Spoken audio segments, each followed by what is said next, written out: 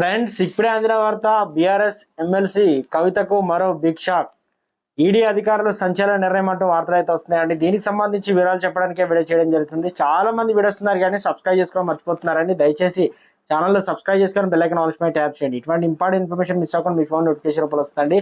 చాలా మంది మీరు చూస్తున్నారు కానీ లైక్ చేయడం లేదండి. దయచేసి లైక్ చేయండి, ఇన్ఫర్మేషన్ అందరు కూడా తెలుస్తుంది. బీఆర్ఎస్ అధినేత మాజీ సీఎం కేసీఆర్ కుమార్తె ఎమ్మెల్సీ కవితను ఈడీ ఇప్పట్లో వదిలేదు, లెక్కలు తేల్చాల్సిందని గట్టిగానే ఉన్నారు అధికారులు. ఇప్పటికే ఈడీ సామాన్లు ఇవ్వడం, విచారణ, అరెస్టు, కస్టడీ, మళ్లీ సోదాలు, ఇలా వరుస షాకులు ఇచ్చిన అధికారులు త్వరలో మరో కీలక నిర్ణయంతో తెలంగాణ రాబోతున్నట్టు తెలుస్తుంది. ఇప్పటికే వరకు హైదరాబాద్ వేదికగా కవిత ఇంట్లో, బంధువుల ఇళ్లలో వరుస సోదాలు నిర్వహించిన ఈడీ కీలక పత్రాలు స్వాధీనం చేసుకోవడం, కస్టడీలో జరిగిన విచారణలో కీలక సమాచారాన్ని సేకరించినట్టు తెలుస్తుంది. తవ్వే కొద్దీ కవితకు సంబంధించిన లింకులన్నీ ఒక్కొక్కటిగా బయటపడుతున్నాయి.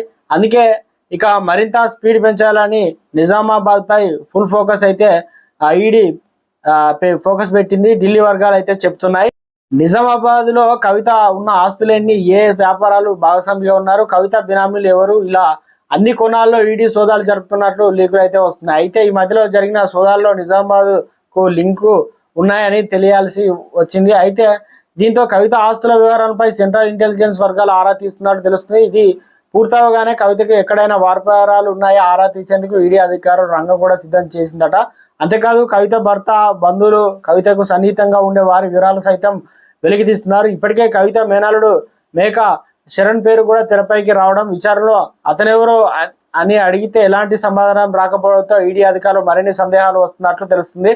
అందుకే మళ్ళీ సోదాలు షురూ చేయాలని ఈడీ అధికారులు భావిస్తున్నారట. మొత్తానికి చూస్తే కవిత త్వరలోనే మరో జలుకు తలనట్లు అర్థం చేసుకో